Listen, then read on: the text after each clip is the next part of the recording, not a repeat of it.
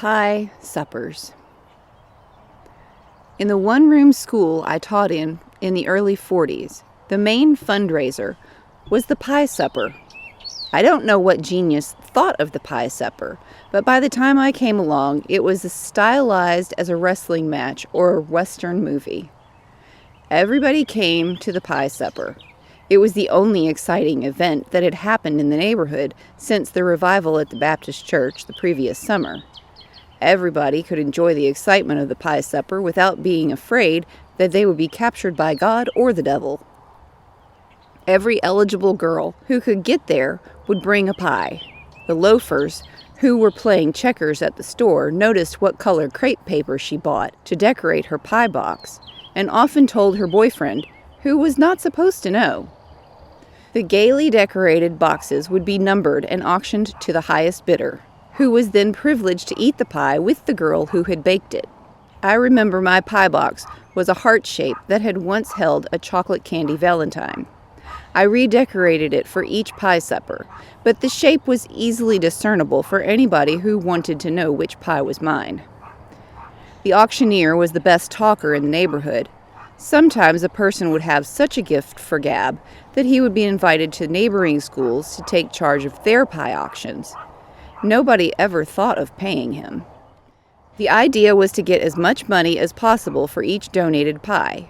There was a secondary thrill in watching the older men running up the price on a younger fellow known to be smitten by a young lady. It was a feather in the cap of any girl to have her pie bring in more than any other girl's, and to have 2 or 3 boys bidding for her pie. Most pies brought 50 cents to $1, but occasionally one would bring $10 to $25. Married women brought pies to help the school out if there weren't enough eligible girls, but their pies didn't bring as much. Their husband came along to eat the pie. Sometimes an enterprising teacher sold hot dogs and soda pop. If there was a local string band, they sometimes came and played free. Another way of making money at the pie supper was the ugliest man contest. This required no outlay of cash on the teacher's part and had nothing to do with whether or not the men were ugly. Someone would nominate a well-liked man and start the contest with a quarter, a nickel, or $1. Votes were a penny a vote.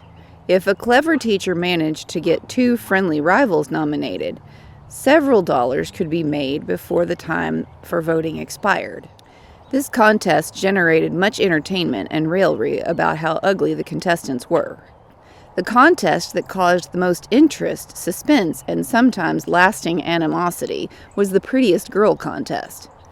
This worked the same way as the ugly man contest, but the idea was to nominate girls who had steady, affluent sweethearts, indulgent fathers, or both. It was also good to nominate girls from different neighborhoods.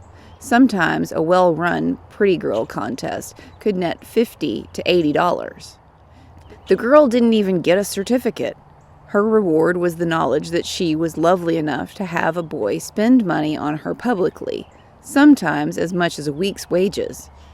Pie suppers were part community social activity, part sporting event, part matchmaking bureau. Happy was the teacher who made $150 to $200 on a pie supper so she could purchase needed supplies and equipment for her school. The community had an evening of fun and excitement in return for the cash and pies they donated, and each person could experience the satisfaction of knowing that the once-a-year reckless spending was for a good cause.